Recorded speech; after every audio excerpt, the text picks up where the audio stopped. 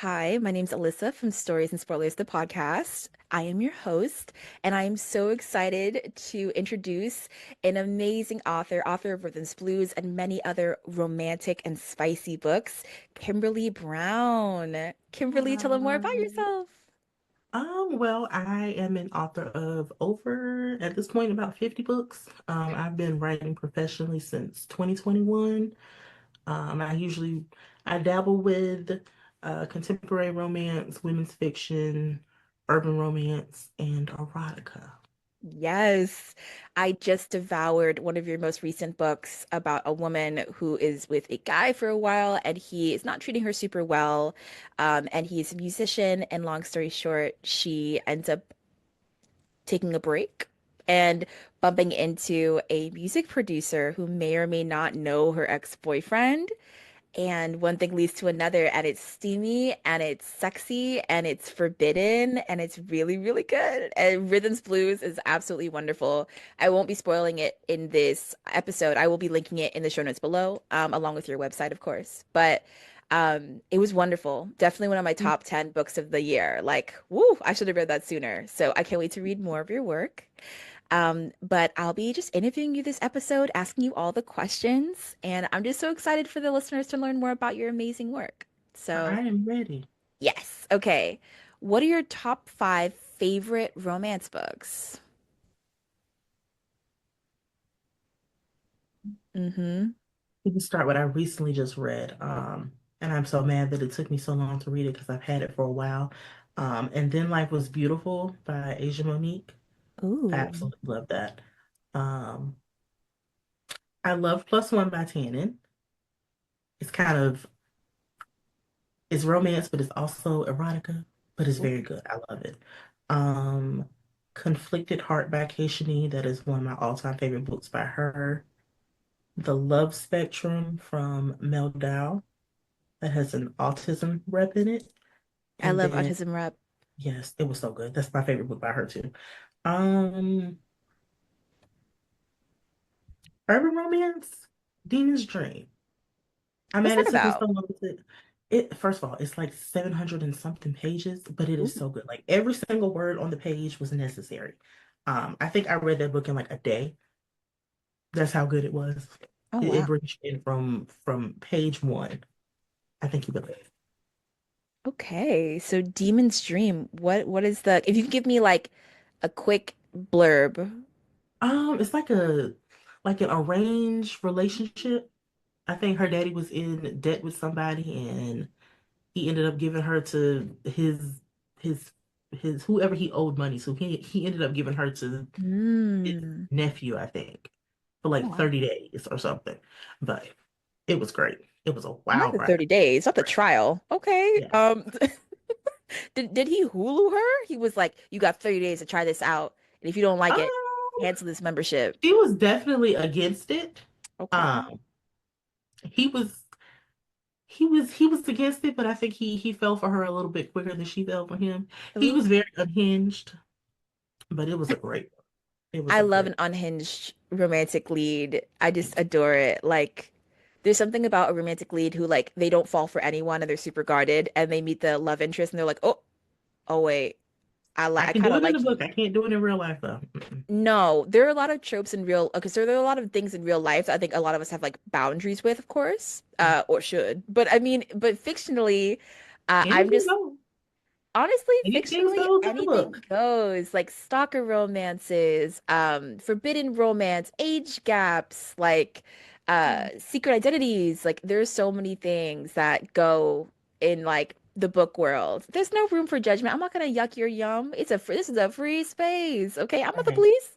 If you don't like it, somebody else will. Yeah, somebody listen, there's a book for everybody. It is. I wanted to ask if you could choose out of any of your books, one of them becomes a show and one of them becomes a movie, which books would you choose? Uh, for a movie, let me look at my shelf.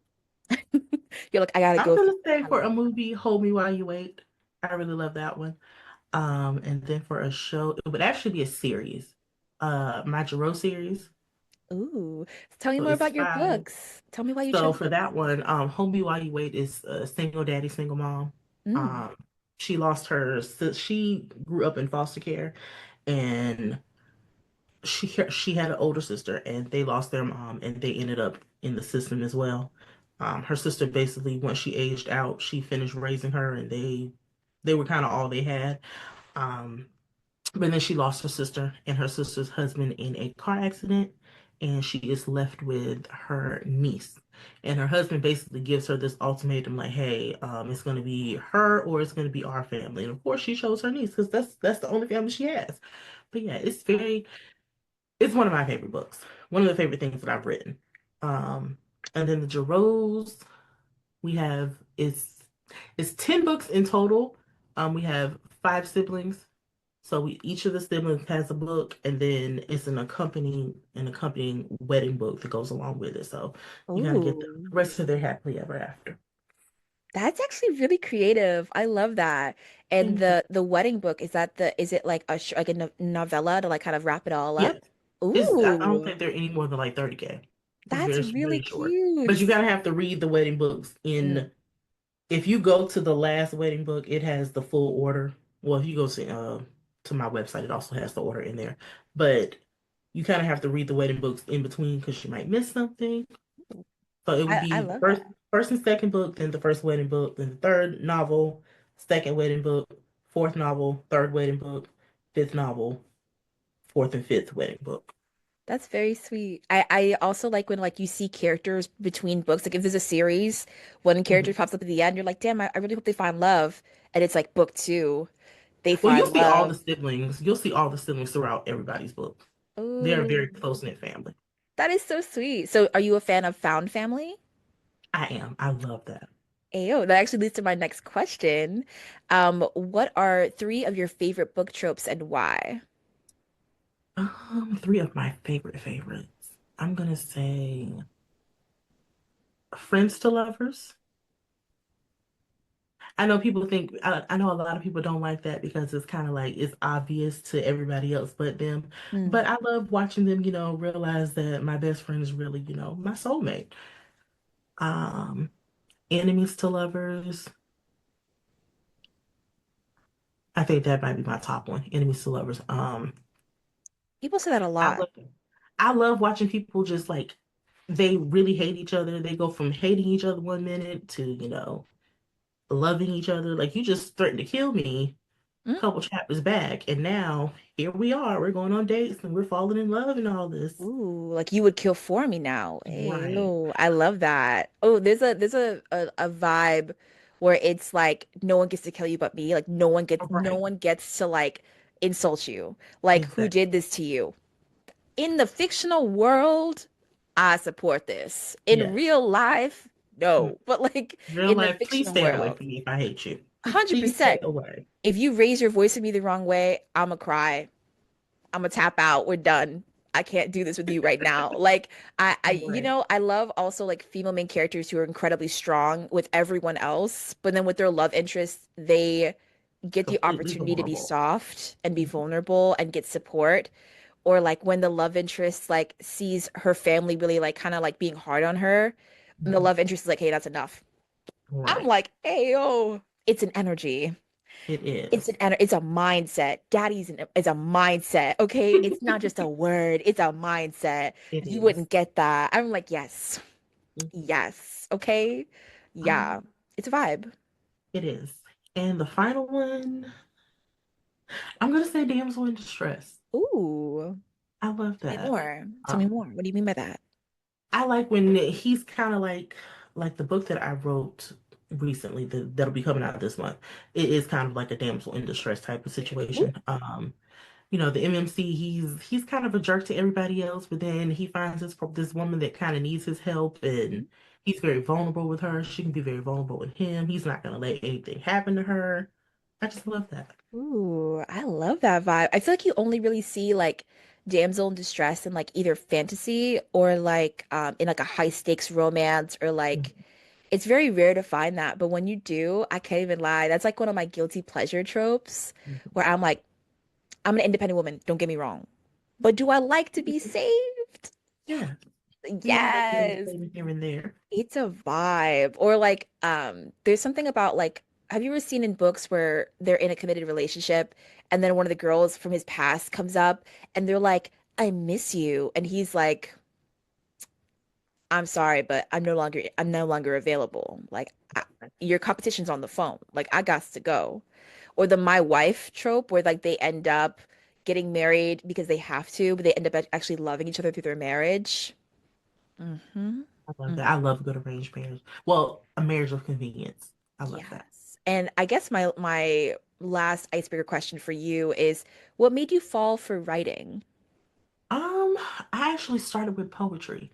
I haven't written poetry in a very, very, very long time. I started writing poetry in I think like sixth grade, and Mhm. then high school. I decided I wanted to kind of write a short story. I think I started reading. Do you? You might remember it. Black Expressions. And Yes. we used to order, I used to order books from there and just devour them. And I'm like, you know what? I really like this. I like it's the imagery, like being able to see the picture as you're reading the words. I love that. I'm like, you know what? I think I can do this. And so I started dabbling, writing short stories and kind of passing them around to well, I didn't willingly pass them around to my classmates. They kind of asked like, what are you doing over there? What are you writing? I'm like, oh, well, I'm trying to write a book or whatnot. And they asked to read it and then it just kind of passed around from this person to that person to this person. And it just kind of went from there. I absolutely adore that because like I listened to Rhythms Blues as an audiobook through Libby through my library. Mhm. As I was listening to it, after like the second chapter, I was like, oh, oh, I'm gonna read anything this author writes. Thank you. Yes. My partner was like, you don't need any more books, obviously. But for me, I was like, I'm a grown woman and I'm gonna make certain Right. decisions in this life. It don't hurt nobody. I'm not hurting anybody. Everybody's fine. This isn't a crime. You can never have too many books. I don't think the library needs to be full of something at some point. If I get books now, then we have to build the shelves, all right? Books are an investment. Like, let's They go. are. Yes, and I know I'm gonna reread your books. So I'm like, mm-hmm. Yeah, I'm gonna read everything you write. Yeah. And like there are certain moments while reading your book where I was like, little spikes of like darkness. Like I could see the love interest and I was like, oh, he could get super dark. Like he could become super violent in this moment, but he didn't. And I was like, I wonder if she writes books where the love interest is like not morally gray, but like pitch black. Like there is no light in him. Like the only light in him is his love for this woman or his love for his family. I'm like, ooh, Now, I wouldn't say I've gotten to that point yet. Like ooh. the series that I'm currently working on is the Dillinger Chronicles. They really don't have too many people outside of their family that they're friendly with, but they will absolutely go to war about their family and the people that they do care about. I love that. And listen, there's something about like, you know, like the villain gets the girl. Mhm. If you ever do write a book like that, I'll be here for it. There's an audience waiting for you. You know, I listen, there's nothing wrong with a good person. Oh, they got morals. Okay. You got morals, you got a hairline. Good for you. But for me, I'm like, what about the villains? What about the villains with a little fade, with, smelling good, watching you in the darkness? There's just something about it. And this is me being like a Listen, wholesome person. I'm like, yeah, I like I that love too. What did spice. I read? I read Applying Pressure by Siobhan Latrice. Ooh. And Ocean Pendrell is absolutely crazy. Like he definitely loved this girl, but he did the absolute most. But I ate it up. I ate the entire book up. I loved it. Ooh, okay. And if I'm you're gonna adding be that that to my crazy, just don't tell TBR. me what you're doing on. Don't tell me the craziness that you're doing. Let me be oblivious. Exactly. There's something about like I think I heard it as a meme and this girl was like she went into the house and she like called for her siblings and she was like I can't tell you where we're going. I can't tell you what we have to do. All I need you to know that I'm in trouble and I need your help. And then all the guys in the room were like who's driving? Like no questions asked. And I'm like yes. That is as You an can't tell author me where that you in real have life. me. I'm gonna have questions. You're gonna give me book tropes. You're gonna be like, girl, it's forbidden romance, it's damsel in distress, it's my book. I'm gonna be like, where can I get it? I'm not asking questions. Do you want a chicken? Mm-mm. I don't need that menu. I know what I want, and I want Kimberly Brown. Period. I'm here for Period. you. Yes. So I'm sitting here and I'm like, I know what I want. Yeah. So my next question for you is just out of curiosity, what inspired your book Rhythms Blues? Um, well, I love music. I do. I love music, like especially R&B. So that's kind of where the title comes from, Mhm. with just the play on words. Um, as far as the storyline, I love to see women upgrade from, a man that he Mm-hmm. doesn't appreciate her worth, he doesn't appreciate what she brings to the table, to a man that's just, he doesn't play about you. He's gonna get you the sun, the moon, the stars, the planets, everything in between. Um, Mm-hmm. and for this particular book, I feel like Shannon was he was everything she needed. He was very firm in his love, but he was also very soft for her. I think they had a lot in common, like with their family dynamics, well, family relationships. I think they shared a lot of the same values because even though, he had all this money and Mm-hmm. he was in the public eye, he was still very private. He understood what she was trying to tell Raheem about. We can be we can be private without being kept a secret. Yeah. I also loved Channing's mom and his grandma. And that discussion of like aging and mental health and being there for your family, especially the women in your family who've raised you. I have never read about that in a book before, and that kind of unique relationship and the way Mhm. that Channing stood up for his mom in moments where the grandma may have been she was in a very vulnerable position. And I don't want to spoil anything too much, but that was one of the things that made me really love that character was how much love and compassion he had for his grandma in very vulnerable times, for his mom, and it just mirrored how he was going to treat Rhythm down the line and like in her vulnerable moments, and that was really beautiful. But even Rhythm, like seeing how she interacted with her dad and how she interacted with her best friend, how she set boundaries with her ex even when things were tough. Like she wasn't a perfect character. I didn't want her to be, but she was so layered, and you wrote your characters with so much care. They Thank felt you. like real people. I was like, Thank you. oh my gosh, like this came from your mind. That's so cool. My next question for you is Channing and Rhythm have amazing chemistry. How did you develop these characters while writing the book? Um, so I am what they call a pantser. I don't outline. I just go in. I don't I when I start writing a book, I'll usually do like maybe 2 or 3 paragraphs of the plot from start to finish. Like I know what I want to happen and then I'll just start writing. I kind of just write as it comes to me. So I think their development, it just kind of happened naturally from chapter to chapter. I didn't really have a plan with them. I didn't know where it was going or Mhm. what was going to happen next. It just it was natural. Ooh. So as you're writing your story, do you visualize these things in your mind like a movie? I Or do.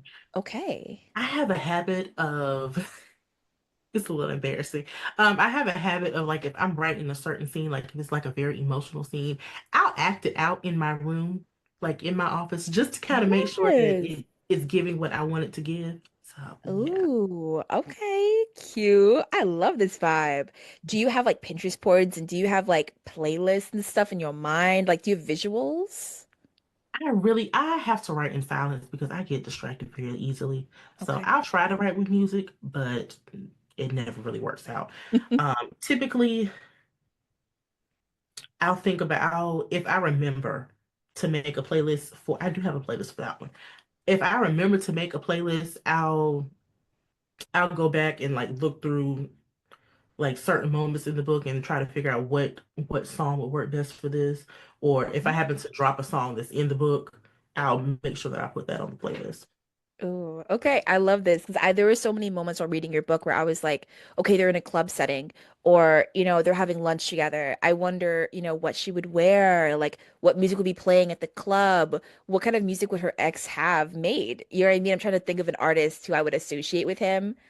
Just because he was such a douchebag, I couldn't stop thinking Right. about like a Chris Brown of sorts. Like that's who I I envisioned as love her. Chris Brown. I'm sorry. That's what I I love imagined as her ex. And listeners, I'm not going to spoil why I don't like him. I will not spoil that. I did not like the main character's ex-boyfriend, so I had to imagine him as a artist who was cocky enough, who started off as a sweetheart and became incredibly cocky, and like that's his persona. I had to imagine someone, Yeah. and that's why I imagined Chris Brown I in my tried to opinion. picture a rapper for him, and I couldn't picture anybody. Mm-mm. Channing, I imagined this guy from and be aware, I'm the reader, so I know as the author you definitely probably imagine somebody completely different. But there was this, he's a model and I think he's an actor. And I had to imagine someone like incredibly good looking. And I also had to imagine someone who like what had an allure and like a class to him and like a power to him. And Mhm. there was this guy who was in a Doja Cat music video and he was like just in a car. And I don't know his last name, but I know his first name is like Coffee or like Cafe. It's like it, Kofi, yes, Kofi, it's Kofi I can't pronounce something. his name. I can't pronounce his last name. The person that I kind of visualize, like Yes. thinking about it now, if I had to pick somebody to This play is him, the man I for listeners who have the visuals, this is not a great picture, but I know yes. exactly. Yeah. I actually picked I can't pronounce his last name. Leple, Ooh. Diamond from P Valley. Yes, I could see that.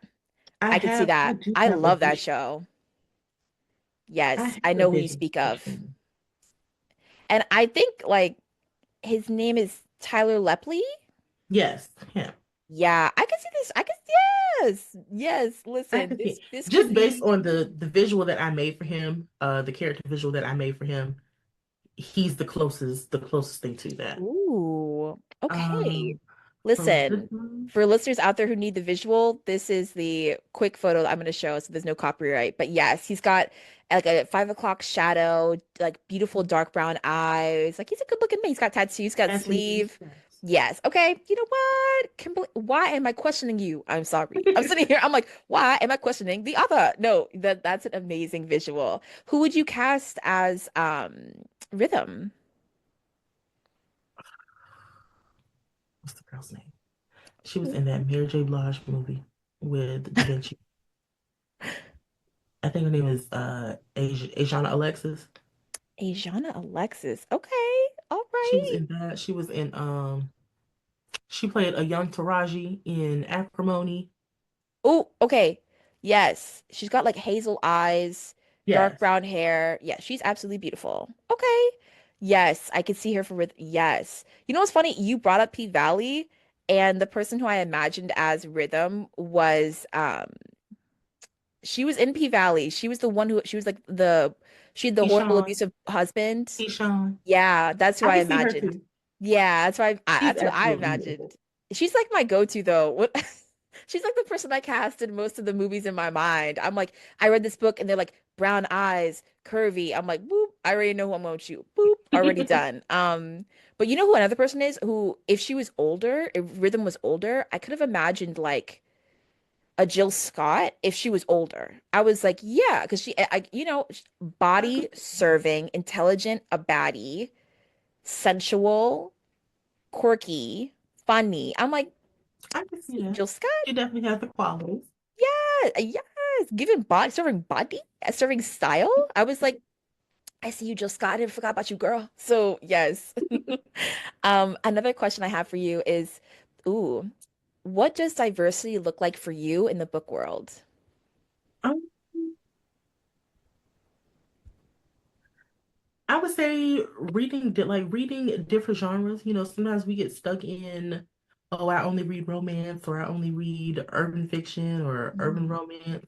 I think we should, broaden our horizons and read different things. Like sometimes you step outside of your comfort zone or try a new to you author, you'll find somebody that you'll love. You'll find a story that you didn't expect to love as much as you did. Mhm. Um, it's a whole nother world outside of what you're used to. Ooh, I love that perspective. I wanted to ask, I have this theory about stores like Barnes& and Noble, where I feel like a lot of the more diverse authors and complex romances are usually pushed to the back, especially Black authors.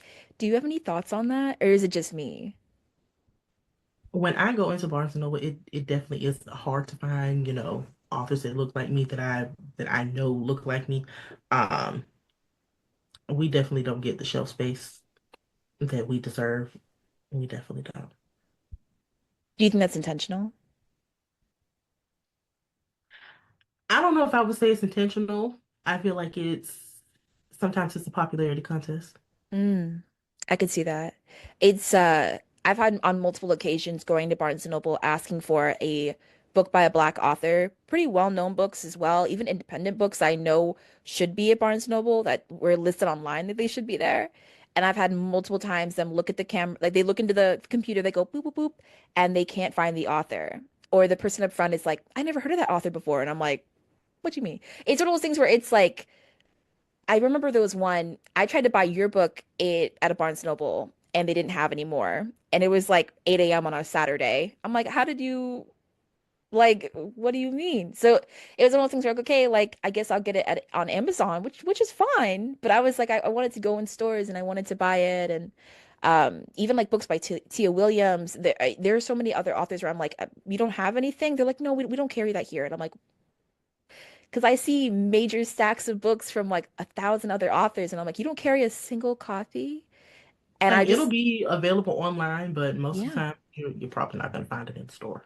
yeah, and it's definitely something I like to talk to authors about because I'm curious if it's something that mostly readers have noticed, if authors have also noticed it. Oh no, we noticed it too. Because Yeah, and I was like, I would love to walk in a store like Barnes and Noble or any bookstore and see my book on the shelf. hmm, I would I love hope you that. get that. I hope you get I that one hope so day. too. And there is Yes, an independent bookstore in Texas. She did just buy I think she got Rhythms Blues, Hold Me While You Wait, and Tethered Love that she's gonna be putting on her shelves. that's so beautiful. You deserve that both in independent stores, but also in larger stores, whatever you wish. I do truly do hope you get that. And like accessibility is so important. Like, yes, I will read your books on Kindle Unlimited in a heartbeat. And I'm so grateful you've made them incredibly accessible. It's hard out here financially. It's tough. So being able to Yeah. find your book on Libby through a library app, I can support a library and I can read your books. Like, that's a huge blessing. Like, that's such a good feeling. But yes, you also deserve to have your books purchased in big stores, small stores, and to do, book events and things like that, which I hope to see you soon in the future for lots of events. Because I went I'll to be at a couple. I'm at a couple this year. So yes, I will talk to you about that after you finish recording. Because like, I need to go to more book events, and also I need more Black authors at these book events. I've only been to one, and there was only like three Black authors there, and I was like, out of 50 people. I Where got you. are you? I Help. So got you. yes, I appreciate you. I wanted to ask, what would you like to see more in the romance genre?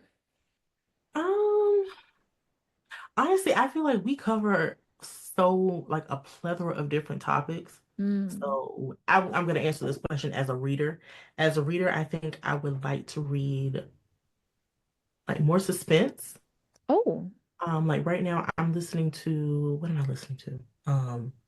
Anonymous Acts by Christina C. Jones. I went in blind. I didn't read the synopsis. I didn't know what the book was going to be about, and then I learned that it's kind of like a suspense. So I am really enjoying trying to figure out what's going to happen next and who did this, who did that. It Hmm. has been a crazy journey. Okay, I'm adding all these books that you mentioned to my TBR. I'm like, I trust in you. Yes. Um, if you could tell your listeners anything about your books, what would you say? I'm going to stress you out. I might make you curse. I might make you cry. I might make you laugh, but you are always going to have a good time. Accurate. This is 110% accurate. Did I cry during reading your book? Yes. Did I blush? Indeed. Was my wig snatched off if I had a wig? Sure. Sure. You know what I mean? If I had a wig, it would be in the wind. It would be gone, But I just remember finishing your book and I looked at my phone. I was waiting for like there was an epilogue. But I remember I was like, so where's the other epilogue? It's over? Like it's over? And it was over. And I was like, oh, kind of wish there was more. I was like, I felt like I ate a really good meal and the meal's over. Everyone's cleaning their plates and I'm like, are there leftovers? It's like, no. I'm like, oh, I wish there were leftovers. You'd be surprised how many people ask for like a part two. Somebody tagged me in a review. She's like, I need part two by 5 o'clock tomorrow. you're like, oh, there is no part two. And it's like, It's over. That's it. who's gonna tell him? Who's gonna tell him?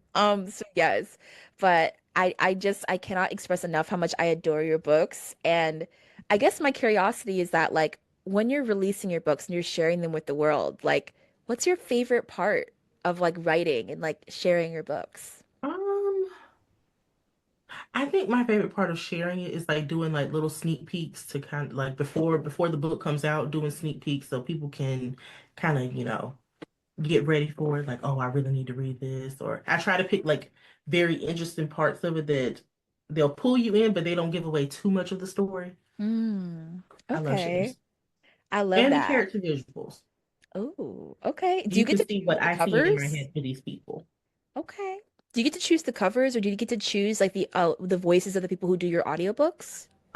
As far as covers, my cover designer is actually my best friend, Aisha Bree. So me and her work very closely together on the covers. 9 times out of 10, I've already told her so much about the book, so she'll kind of have an idea in her head of what I'm looking for it. Hmm. Um, Sometimes I give her maybe a synopsis or just like a little blurb and let her do her thing, and she'll nail it every single time. That's so cool. Um, what was the second part of the question? Yeah, your audiobook. I was wondering, do you get to choose the people who are the voices? It depends on the company. For this one, I don't think, no, for this one, I did not get to choose the voices. Certain companies you'll get maybe like a couple of people to choose from. Other companies, if you have like a preferred list of people that you would like to see, they'll Hmm. do their best to get them. But if not, they'll give you some other options that might be just as good or close enough to it. But for this one, I did not get to choose the narrators. Did you get to choose with Rhythms Blues? Because the guy who did Channing, his voice was absolutely beautiful. I was like, okay, you No, didn't get to not for that choose? one. Oh, I think they luck. did a great job though. Yeah, I was They like, did a oh my great job. gosh, what? Nine Amazing. times out of 10, I'm hearing it for the first time when you guys are hearing, like when it comes Wow. out. Mhm. That's really cool. Do you have, out of all of your books, is there any book in particular that you've written that you're like, this is my best work so far? Mm. Um, Look at my shelf.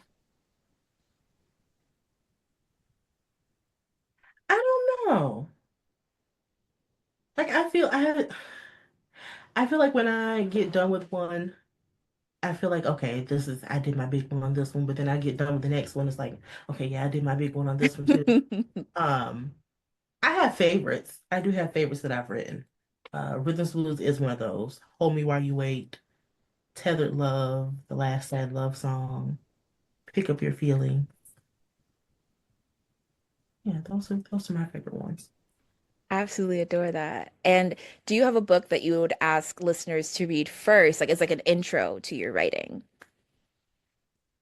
Any of the ones I just listed, Hmm. um, but also if you want to get like the full range of emotions, I would definitely now that it's out, I would recommend If You Love Me.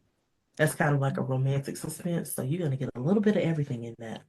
I absolutely adore that. Thank you so much for coming on my podcast Thank and you for for having being me. on this episode. I like to be able to highlight Black authors, businesses, book bloggers, my fellow friends in these episodes for Books for the Soul, because I just want to make sure that we are showing love and we're showing how important representation is in the book world and just in the general world as well. Just hearing someone say, like, I see you. I have a recommendation for you, something I wrote with us in mind.